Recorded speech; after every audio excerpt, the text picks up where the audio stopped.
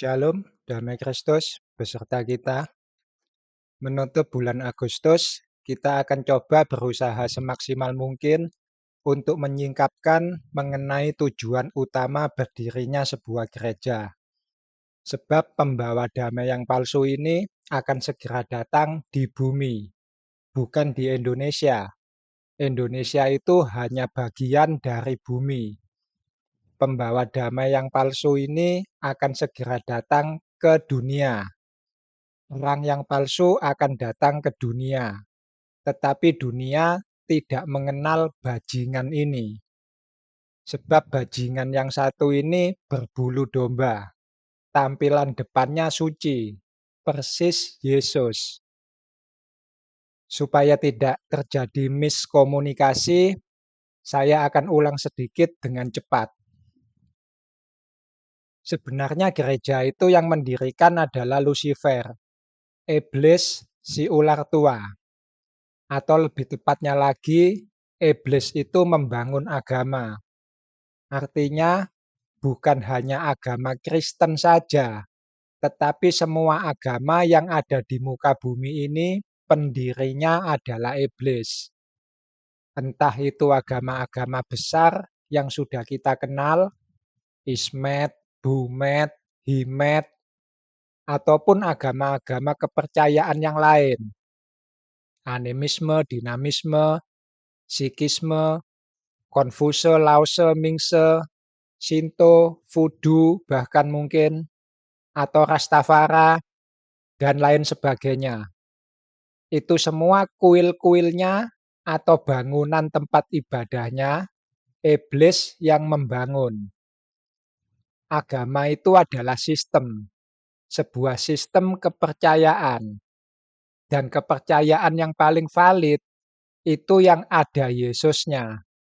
Iblis paling takut dengan agama yang bawa-bawa nama Yesus. Kenapa? Karena Yesus itu hidup. Agama-agama yang lain, para pengajarnya sudah mati. Tetapi Kristen, pengajarnya masih hidup sampai detik ini. Satu-satunya agama dalam tanda petik yang pengajarnya masih hidup adalah Kristen. Oleh sebab itu, Kristen yang tadinya adalah jalan hidup harus diubah menjadi sebuah agama.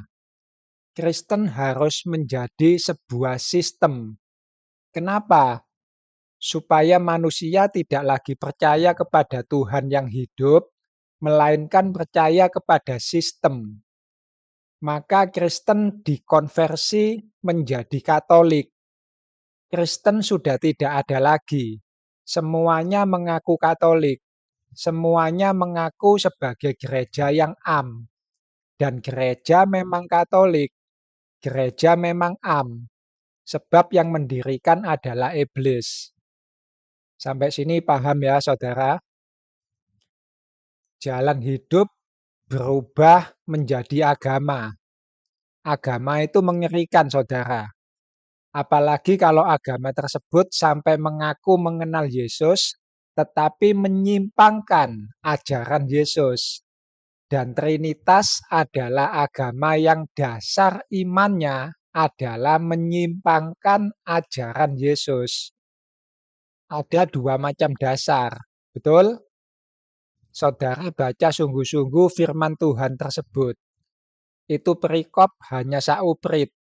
Tapi perikop tersebut bicara mengenai dasar. Kalau dasar saja tidak dipahami, bagaimana dengan ajaran Yesus yang lain? Ada dua macam dasar. Apa saja? Yang satu mendengar dan melakukan, yang satu lagi mendengar tetapi tidak melakukan. Yang satu listening, yang satu hanya hearing. Kalau diterjemahkan, sama-sama mendengar. Tapi sebenarnya punya makna yang berbeda.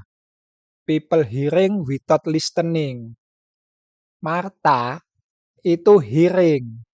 Sambil sibuk mengolah adonan roti, dia mendengar Yesus bicara. Sedangkan Maria itu listening.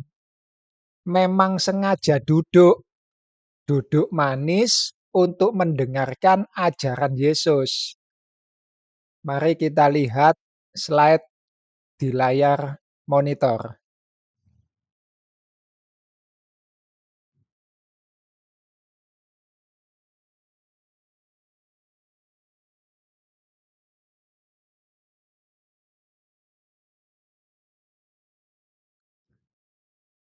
Nah, yang listening itu Akowei, yang saya kasih warna kuning. Sedang yang hearing itu Akowon, yang saya kasih warna biru. Dua kosakata itu kalau diterjemahkan secara saklek, artinya memang sama-sama mendengar, tapi mempunyai makna yang berbeda. Trinitas dipakai sebagai dasar iman. Apakah kalian pernah mendengar Yesus mengajarkan Trinitas? Dasar iman gereja kami, titik 2, atas bawah. Kami percaya Allah Trinitas, yaitu ada 3 Allah tetapi semuanya setara. Firman Tuhan berkata, setiap orang yang mendengar perkataanku ini. Ku di sini siapa saudara? Yesus. Setiap orang yang mendengar perkataan Yesus. Pertanyaannya sekarang, perkataan Yesuskah Trinitas itu? Setiap orang yang mendengar perkataan Yesus.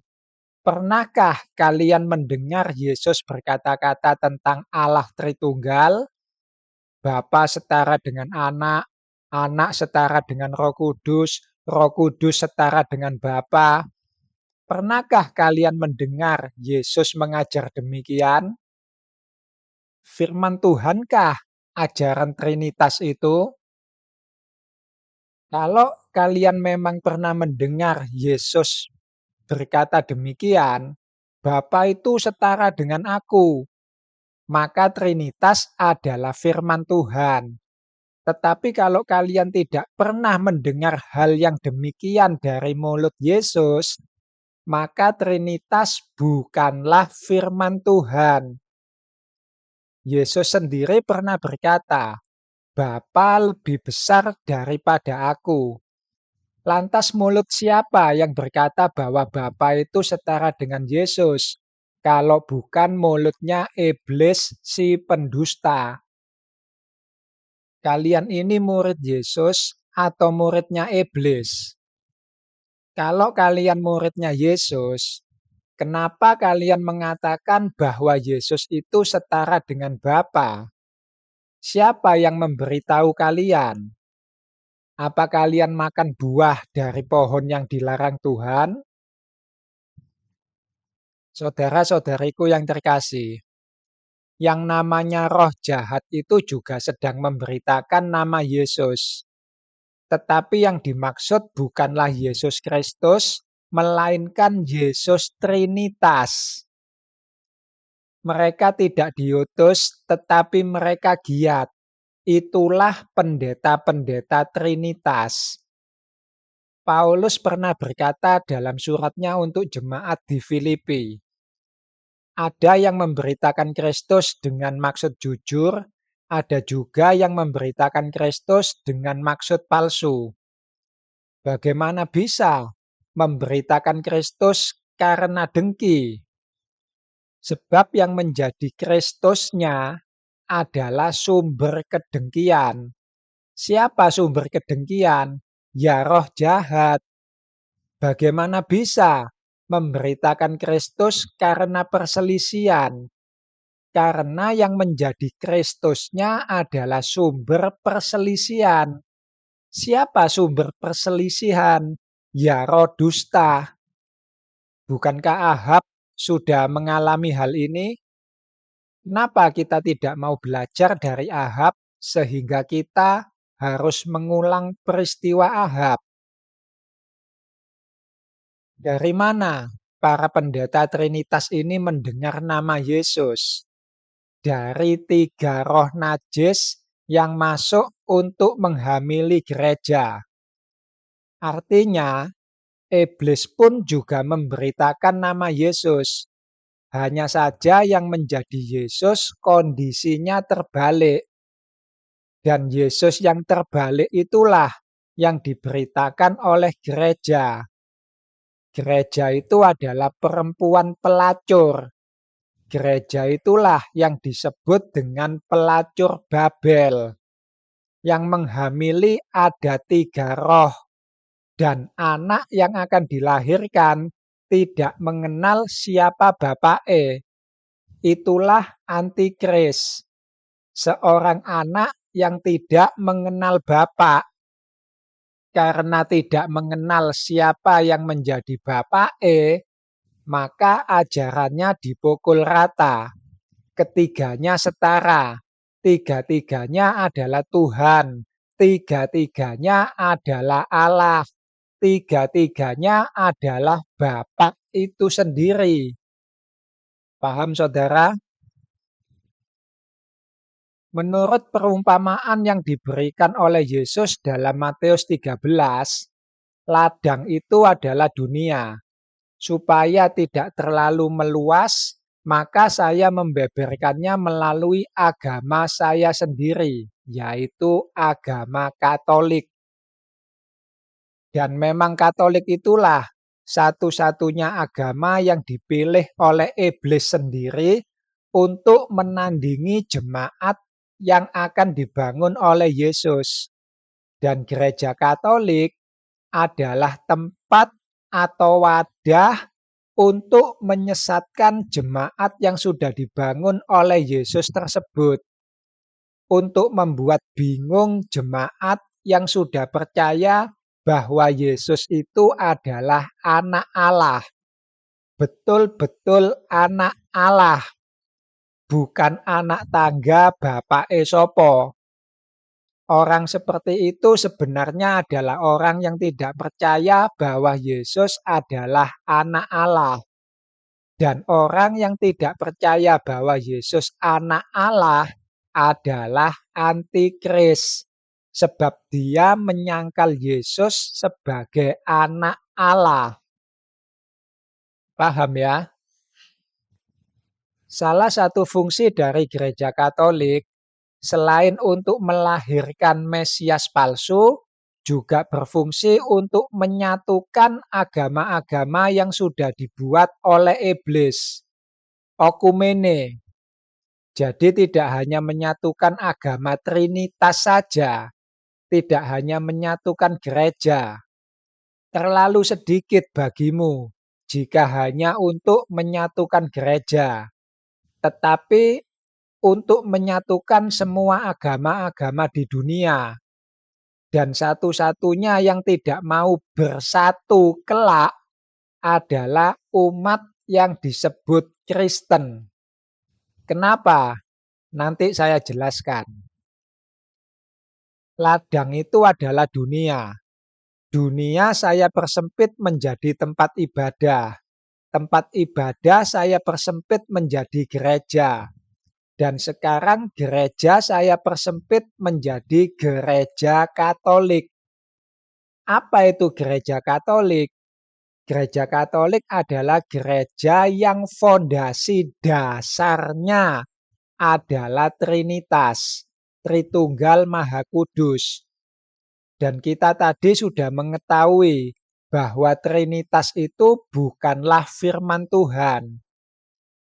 Ini Katolik sebagai gereja.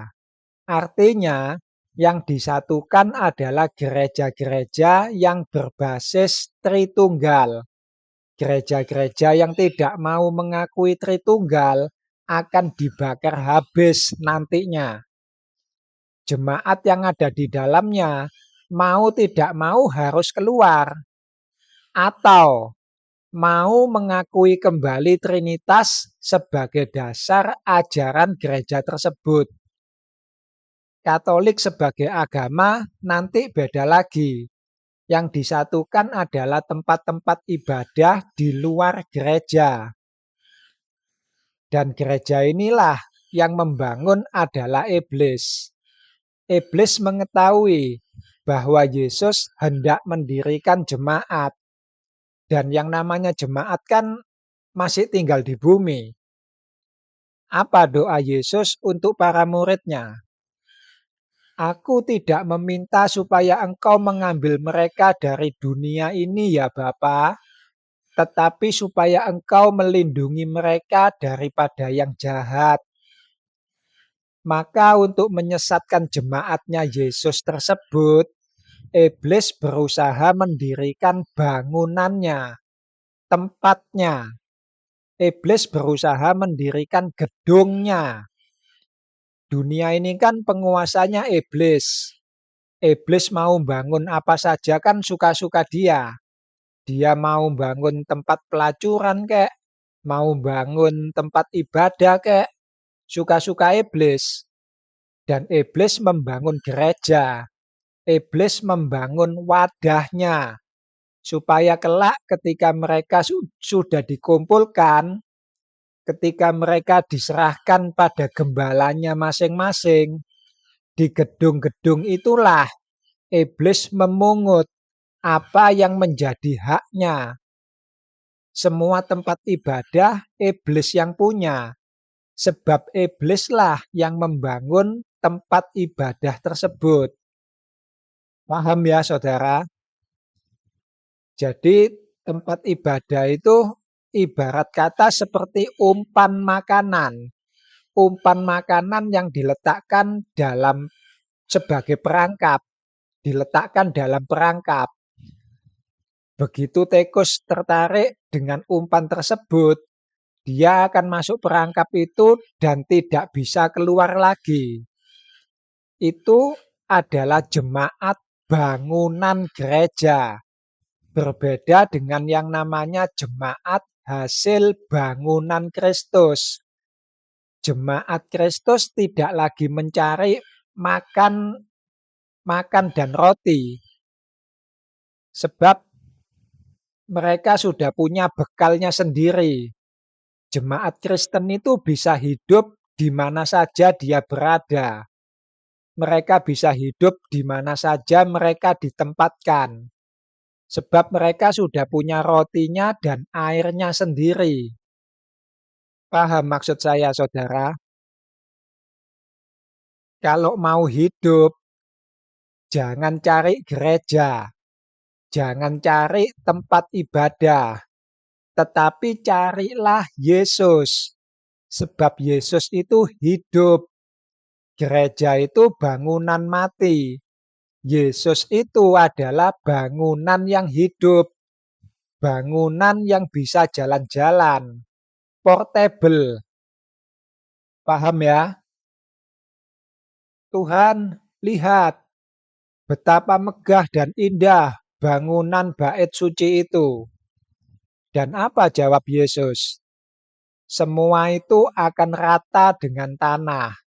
Tidak ada satu batu pun yang tertata di atas batu yang lain. Semuanya akan dirobohkan. Iblis itu kan pendusta yang cerdik. Hei, dengar. Kalian adalah anak-anak kerajaan. Kalian adalah benih yang baik. Benar bukan? Inilah kerajaan itu. Inilah basilika yang dimaksudkan oleh Yesus. Di atas Petrus, aku akan mendirikan jemaatku. Sekarang lihatlah basilika itu dan masuklah ke sana. Itulah kerajaan yang didirikan oleh Yesus sendiri. Padahal basilika itu adalah penjara yang didirikan oleh iblis. Akulah yang membangun basilika itu. Dengan tanganku sendiri, basilika itu kubangun. Aku di sini siapa, saudara? Iblis. Basilika berdiri di atas darah ribuan orang. Iblis mendirikan benteng tersebut supaya jemaat tidak bisa lari kemana-mana. Supaya di dalam basilika tersebut jemaat bisa disuapin doktrin. Di dalam benteng tersebut, jemaat bisa dicekoki doktrin Trinitas. Keluar dari Katolik, masuk Betel. Sami mawon, ujung-ujungnya ketemu Trinitas juga. Keluar dari Betel, masuk Calvinisme. Podo wae. Ujungnya ketemu Lucifer. Sebab tempat tidur akan kurang panjang untuk dipakai membujurkan diri. Dan selimut akan kurang lebar untuk dipakai menyelubungi diri. Katolik baptisnya dihanyutkan. Kita masuk Betel saja. Di Betel kita ditenggelamkan. Sudah ditenggelamkan sampai megap-megap, masih kurang. Kita pindah ke Calvin saja. Calvin lebih sakti daripada Yesus. Kalau ikut Calvin, sekali selamat tetap selamat. Kalau ikut Yesus, sudah selamat, masih bisa berdosa lagi nanti. Gak asik, my friend. Mari kita rame-rame jadi pengikut Calvin. Kalian hanya muter-muter saja di dalam benteng tersebut. Sebab yang menjadi dasar ajaran Calvin masih Trinitas, Tritunggal Maha Kudus. Yesus setara dengan Bapa. Siapa yang menjadi Bapa? Lucifer. Siapa yang menjadi anak? Ya Lucifer. Bapa setara dengan anak. Siapapun yang disembah, kalian akan menyembah satu sosok yang sama, yaitu sosok Lucifer. Mengerikan sekali. Maka benarlah apa yang disampaikan oleh Nabi Yesaya. Semata-mata kengerian untuk mengerti firman yang didengar itu. Firman Tuhankah Trinitas itu? Silahkan kalian jawab sendiri. Keluar dari mulut Yesuskah ajaran Trinitas itu? Apapun yang diajarkan oleh gereja Protestan, bagi gereja Katolik gak penting. Mau sekali selamat, mau 2 kali selamat, 3 kali selamat. Yang penting itu gerejanya si selamat, pahamnya Trinitas, selesai. Dan si selamat akan dianggap Katolik, sekalipun selamat tidak mengakui Paus sebagai pemimpin. Paham, saudara? Pokoknya dasar imannya adalah Trinitas, maka gereja Protestan apapun alirannya, mau aliran AC atau aliran DC, gereja itu akan tetap dinamakan Katolik, bukan Kristen. Katolik itu sistemnya yang membuat adalah iblis. Institusi dan konstitusinya disebut Katolik. Orang Kristen sendiri akan merasa asing dengan firman Trinitas. Firman Tuhan yang mana ini? Kok gak pernah dengar? Memang benar, ada banyak Allah di dunia ini. Dan semua Allah-Allah itu yang menciptakan adalah iblis. Tetapi bagi umat Kristen, hanya ada satu Allah saja, yaitu Bapa, dan hanya ada satu Tuhan saja, yaitu Yesus. Yesus bukan Allah. Kristen itu bukan agama, tetapi jalan hidup. Kristen dipanggil keluar dari sistem dunia. Kristen itu ekkaleo. Masih ingat dengan eklesia bukan? Itu sebabnya dunia membenci orang Kristen. Tetapi dunia mencintai orang Katolik. Dunia mencintai orang-orang Trinitarian. Sebab mereka mengikuti sistem, mau diatur oleh sistem. Paham ya? Atau bukan keluar masuk gereja, tetapi keluar masuk tempat ibadah. Nyebrang istilahnya. Keluar dari agama A, masuk agama B. Saya katakan pada kalian, sami mawon. Orang agama itu yang menciptakan adalah iblis. Agama itu sistem. Iman yang diatur oleh sebuah sistem. Agama Ismet misalnya. Yang membuat sistemnya itu adalah iblis. Institusinya disebut Ismet. Jadi kalau mau keluar dari agama Ismet, terus masuk agama Trinitarian, yaitu seperti keluar dari mulut harimau, masuk mulut buaya. Kalau mau benar-benar merdeka, cari Yesus. Sebab Yesus itu hidup. Jangan cari agama, percuma, bojai. Bahkan saya berani berkata, lebih baik kalian tetap berada di Ismet daripada keluar dan masuk menjadi Trinitarian. Sebab di sana mereka membawa-bawa nama Yesus, tetapi tidak mengajarkan ajaran Yesus. Jadi sekali lagi, iblis itu memang ingin jemaat berada di dalam gereja, di dalam basilika. Sebab basilika itu adalah Babel. Di sanalah iblis mengajarkan ajarannya, yaitu Trinitas, Tritunggal Maha Kudus. Sebab hanya lewat ajaran Trinitas, iblis bisa menjadi Allah.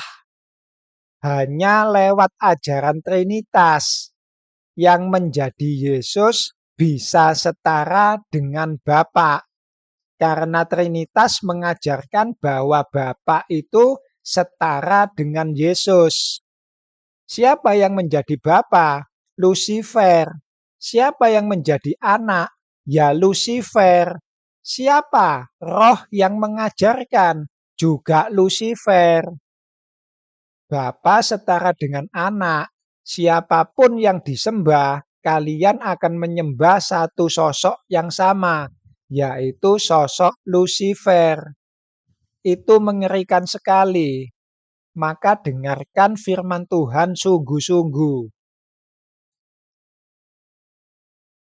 Anak manusia menaburkan benih yang baik. Bahasa aslinya itu sperma. Benih yang baik itu sperma. Kalon sperma. Yesus menaburkan gandum, sitou. Sedangkan iblis menaburkan ilalang, sisania. Gandum dan ilalang itu mirip. Kita lihat gambar saja, saudara, supaya lebih jelas.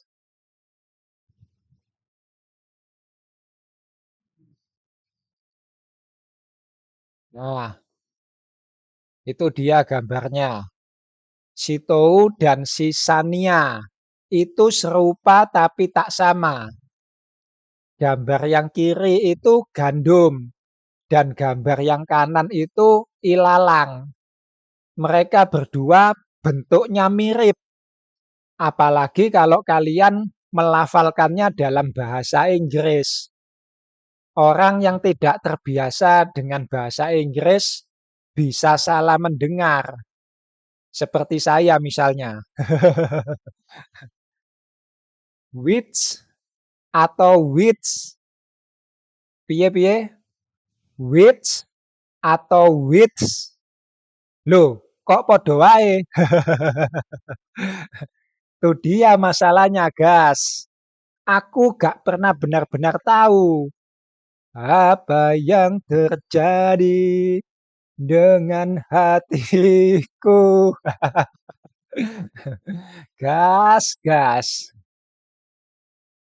Bisa dimengerti ya, saudara? Begitu juga dengan firman Tuhan. Orang yang tidak terbiasa mendengar firman Tuhan bisa jadi akan salah menangkap apa yang didengarnya itu. Yesus berkata, Tuhan itu esa. Nyampe telinga, kok jadi Trinitas? Tuhan itu trihipostasis. Lah, itu namanya tidak terbiasa mendengar firman Tuhan. Yang didengar lambene setan, si ular tua, yang sebentar lagi akan datang ke Indonesia. Ngawur tok sampean iki. Ke dunia, saudara. Indonesia mulu. Agustusan sudah kelar iki we.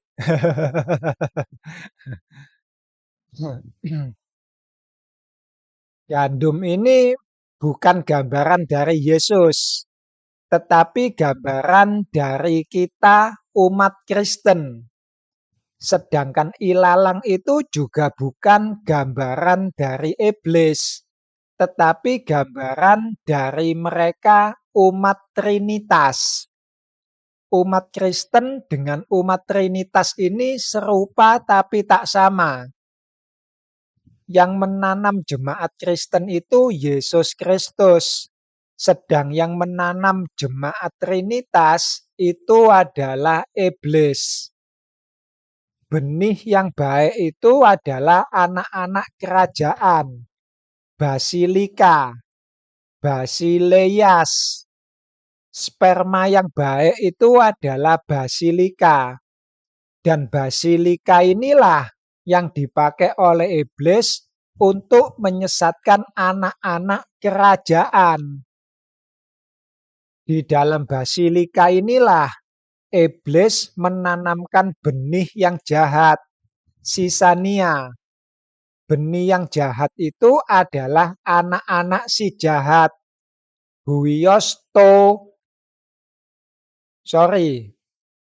Anaknya jamak, anak-anak. Huioi to ponerou, anak-anak yang jahat.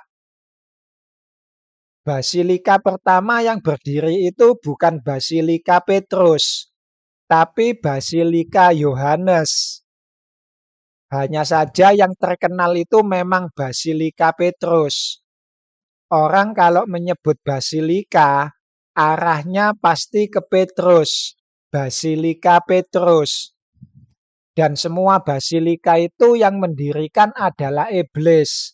Berdirinya di atas banyak darah yang tertumpah. Semua basilika itu dibangun di atas pertumpahan darah.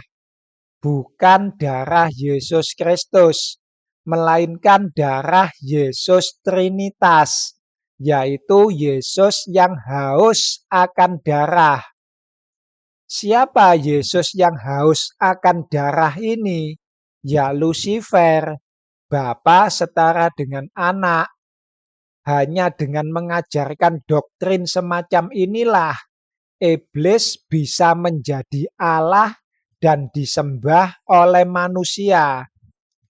Kalau tidak ada kata setara, manusia gak bakal mau menyembah iblis. Maka iblis harus menyamar sebagai domba. Basilika itu berdiri di atas banyak darah yang tertumpah. Mereka mati dalam nama Tritunggal, bukan dalam nama Yesus Kristus. Mereka mati sebagai tumbal untuk melahirkan Yesus Trinitas. Siapapun yang membangun kembali tembok Yeriko akan membayarnya dengan darah anak-anaknya. Dan Basilika punya hutang darah yang besar. Maka keluarlah kalian semua dari gereja. supaya kalian tidak ikut menanggung hukumannya. Keluarlah dari Babel besar itu. Babel besar itu siapa? Gereja Katolik, ibu dari wanita-wanita pelacur, ibu dari gereja-gereja berbasis Tritunggal. Tritunggal itu sendiri adalah tiga roh najis yang menyerupai katak. Merekalah yang menghamili gereja Katolik.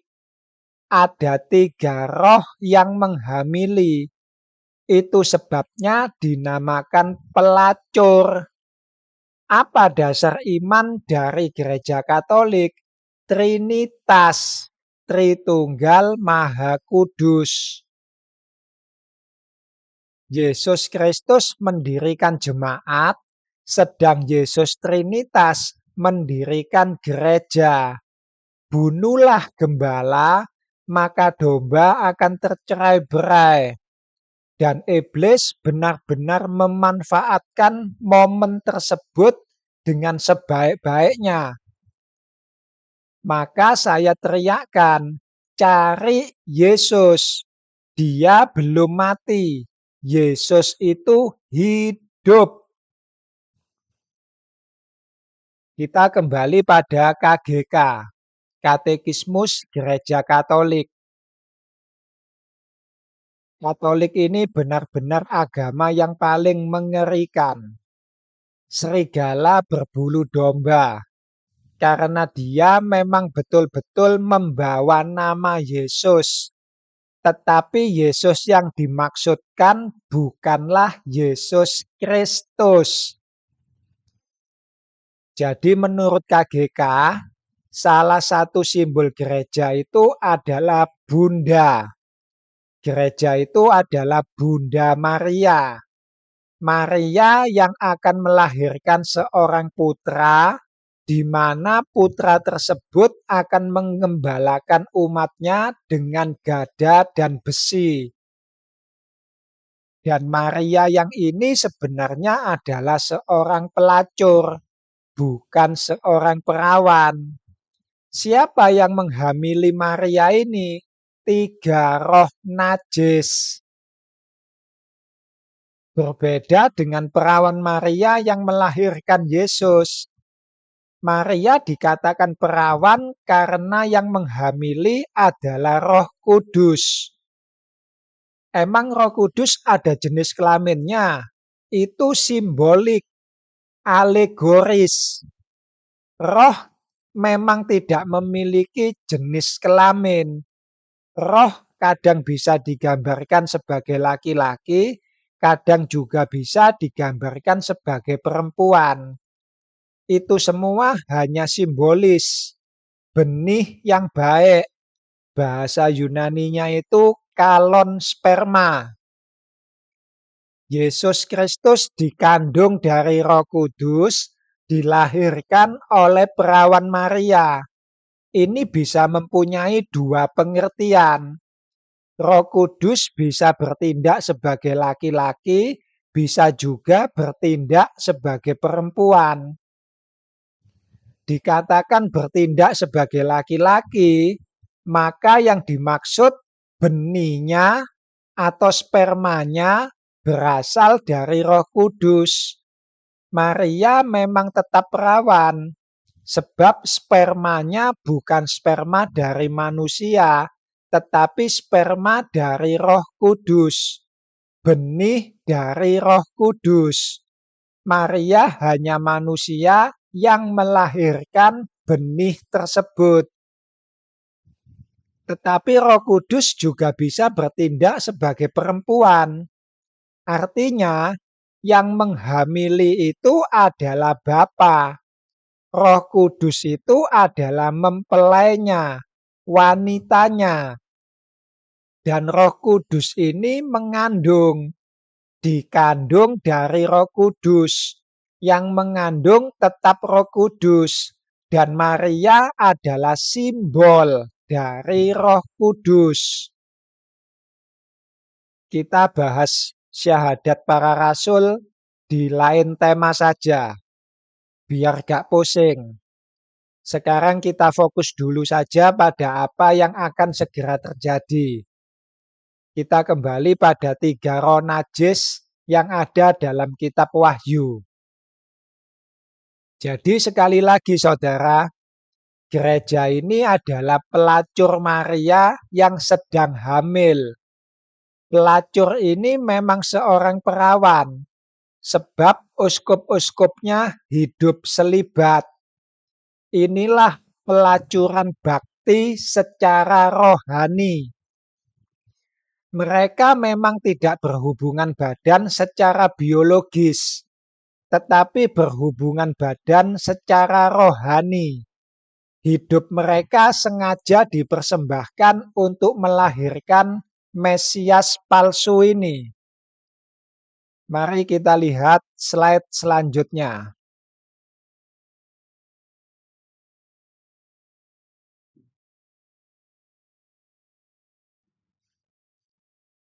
Nah, itu ada kades, bukan kepala desa ya, saudara. Ntar dikira Pak Kades lagi. Ada kades, bentuk maskulinnya, ada juga kedesah, bentuk feminimnya. Kakak saya namanya Kadesi. Bapakku ora tahu ning gereja, tapi kalau kasih nama Alkitabiah ternyata. Nama saya sendiri Odi. Kalau diibranikan bunyinya Odeh. Odeh artinya aku bersyukur. Odeh. Kalau versi Inggrisnya syair pujian. Wede. Atau kalau diambil dari bahasa Madura, Odi. Odi. Odi. Odi itu artinya hidup. Keren nama saya, coy. Odi. Odi. Odeh. Oke, kita balik lagi ke gereja. Jadi gereja Katolik ini dikatakan perawan karena uskupnya dikhususkan, dikuduskan untuk dihamili oleh roh. Gerejanya tetap perawan, sebab yang menghamili adalah roh. Tetapi juga dikatakan pelacur, sebab roh yang menghamili ada 3. Sampai sini bisa dipahami ya. 3 roh najis yang ada dalam kitab Wahyu, mereka itulah yang menghamili gereja. Yohanes diberi penglihatan ketika mereka keluar, tetapi Yohanes tidak diberitahu kapan mereka masuk. Siapa yang diberitahu? Petrus. Dan karena basic saya adalah Katolik, di mana Katolik itu selalu mengklaim diri sebagai gereja penerus Petrus, maka saya juga diberi penglihatan apa yang Petrus lihat, supaya saya bisa mengetahui kebenaran yang sesungguhnya dan meneriakkan kebenaran tersebut kepada kalian semua. Jadi kapan 3 roh najis ini masuk dalam gereja? Jawabannya yaitu ketika konsili Nikea diadakan. Itulah pertama kali 3 roh najis ini masuk. Nah, 3 roh najis ini lama-lama mengeras saudara. Sehingga roh tersebut sekarang ada wujudnya dan bisa dipegang. Bagaimana bentuknya? Mari kita lihat slide selanjutnya.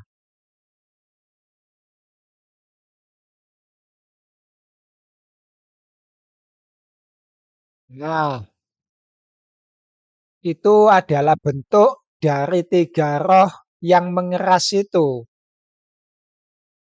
Apa bentuknya, saudara? Batu. Betul sekali. Bentuk dari tiga roh najis itu adalah batu. Dan ini menjiplak Yesus. Batu ini bukan bicara tentang Petrus. Di atas batu karang aku akan mendirikan jemaatku. Petrus artinya batu karang. Iya, tapi batu ini bukan bicara tentang Petrus. Batu ini jiplaan dari Yesus. Barang siapa jatuh ke atas batu itu, dia akan hancur. Dan barang siapa ditimpa batu itu, dia akan remuk. Yesus itu selain menjadi batu penjuru, Yesus juga bertindak sebagai batu sandungan. Firman Tuhan itu seperti pedang bermata dua. Di satu sisi bisa melukai orang lain, di satu sisi yang lain bisa melukai diri sendiri. Kita lihat gambarnya, saudara.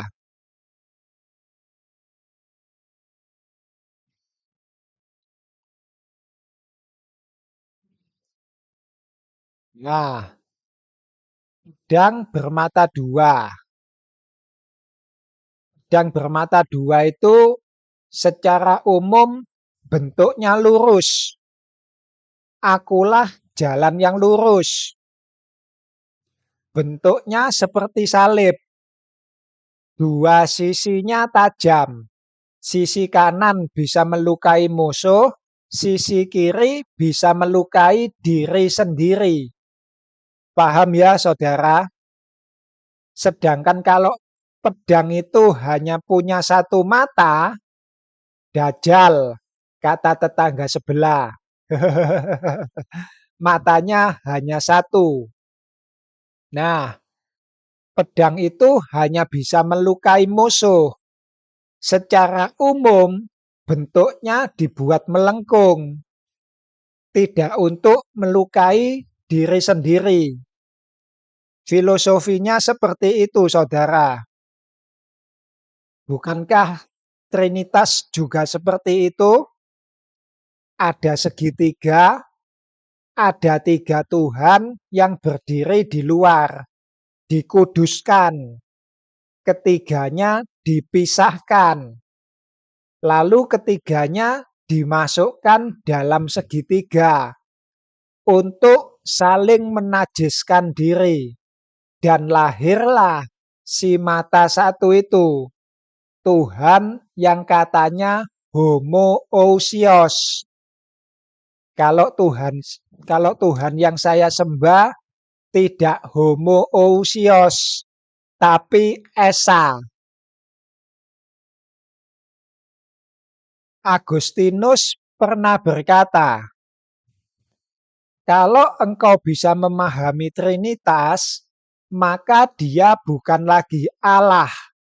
Dan memang benar, saudara, Trinitas bukan lagi Allah bagi diri saya sendiri, sebab saya sudah bisa memahaminya, bahkan bisa menelanjangi yang namanya Tuhan Trinitas itu. Ada banyak Allah di dunia ini. Salah satunya adalah Allah Trinitas. Dan mereka semua telanjang di mata saya. Trinitas memang bukan Tuhan, tapi tiga roh najis yang menyerupai kata. Kita kembali pada gambar batu tadi.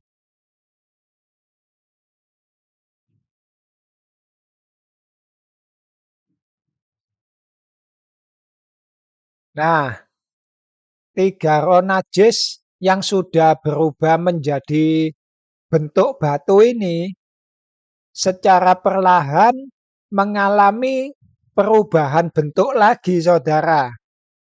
Bagaimana wujud dari bentuk perubahan tersebut? Mari kita lihat slide selanjutnya.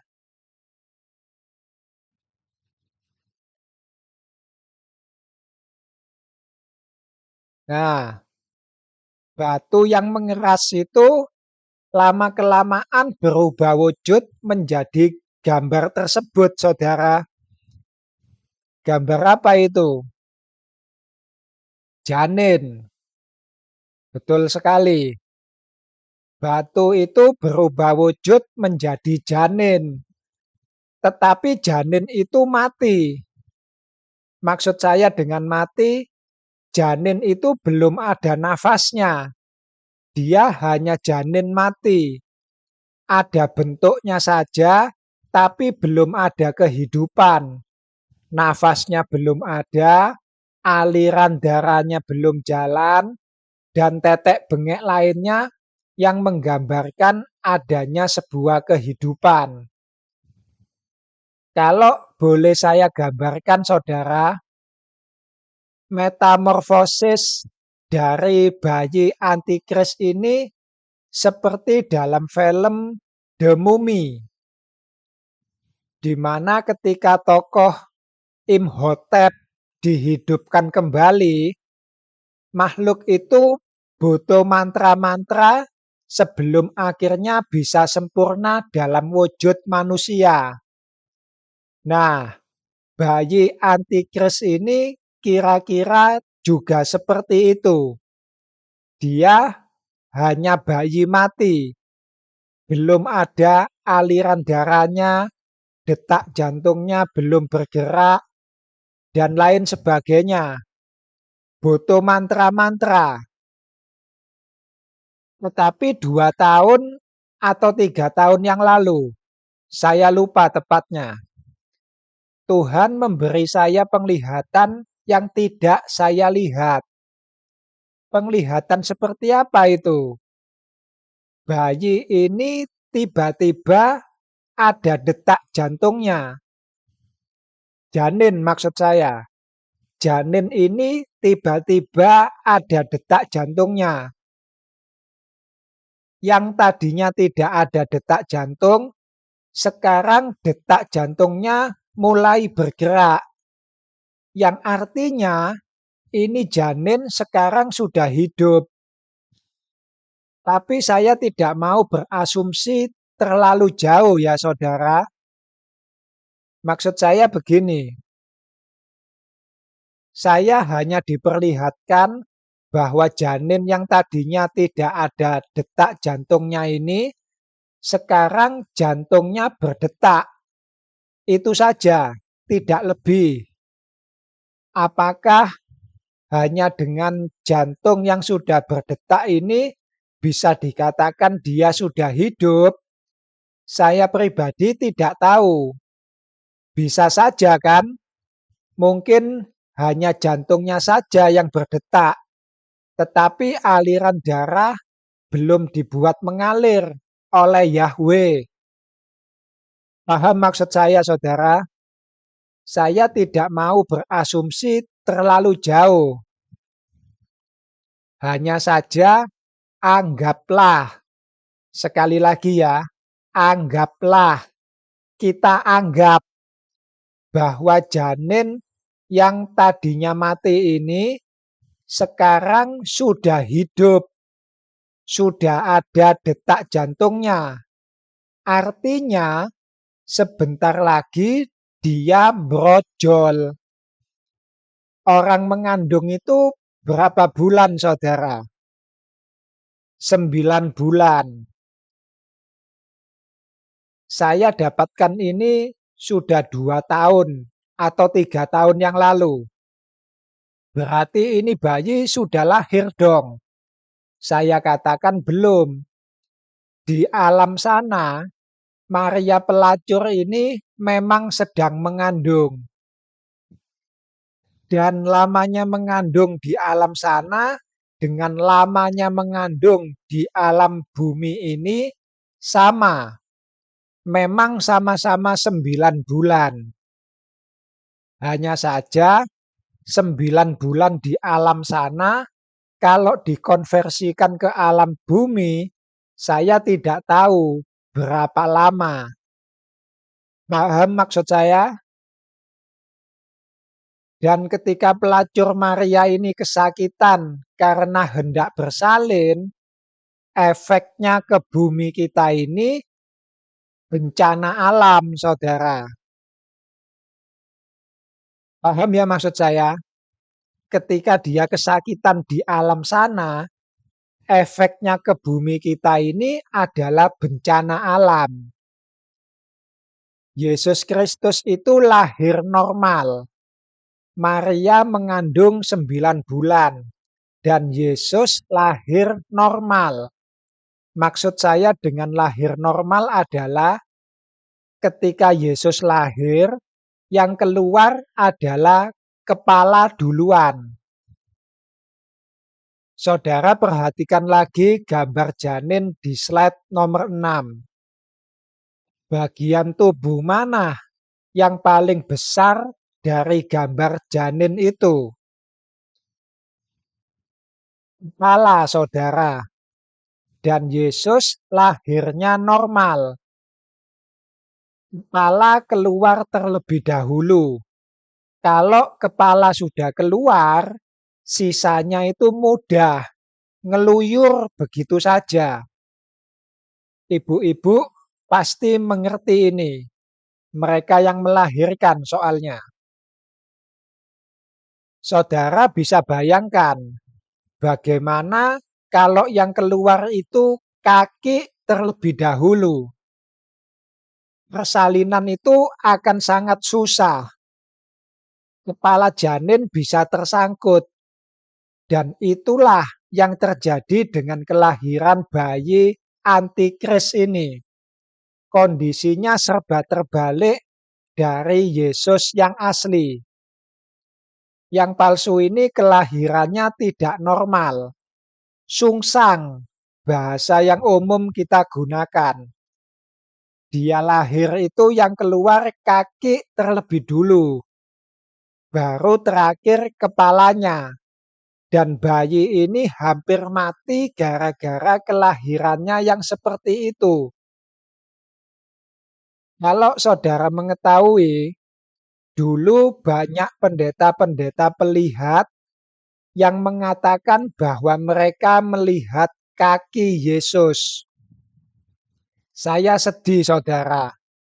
Sebab apa yang mereka lihat itu sebenarnya adalah peristiwa ini. Pendeta-pendeta pelihat itu yang ada di Alkitab dikatakan sebagai nabi-nabi palsu. Hananya versus Yeremia. Siapa yang nabi palsu? Tidak ada. Hananya itu memang dari golongan nabi. Tetapi Hananya mendapatkan penglihatan yang menipu. Sama seperti pendeta-pendeta pelihat zaman kita. Mereka memang mendapatkan penglihatan yang berkaitan dengan kaki. Tetapi itu sebetulnya kakinya iblis, bukan kakinya Yesus. Dan mereka dengan tergesa-gesa mengatakan bahwa itu adalah kakinya Yesus. Semoga kalian bisa memahami akan hal ini. Sebab di bawah matahari tidak ada yang baru. Bayi antikris ini, saudara, sekali lagi saya katakan, dia lahir tidak normal. Kalau kita manusia ada kelahiran tidak normal, berarti kan 7 bulan atau 8 bulan sudah harus dikeluarkan. Betul ya? Harus disesar.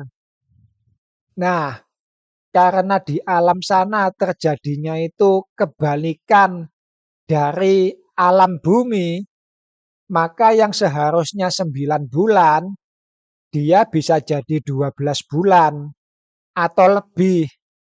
Saya tidak tahu pastinya.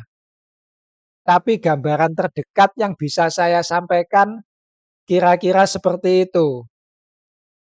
Nanti kita lanjutkan lagi, saudara. Ini ada something yang saya tidak tahu apa, tapi sangat kuat mengganggu diri saya. Mohon maaf, saya akhiri sampai sini dulu. Shalom.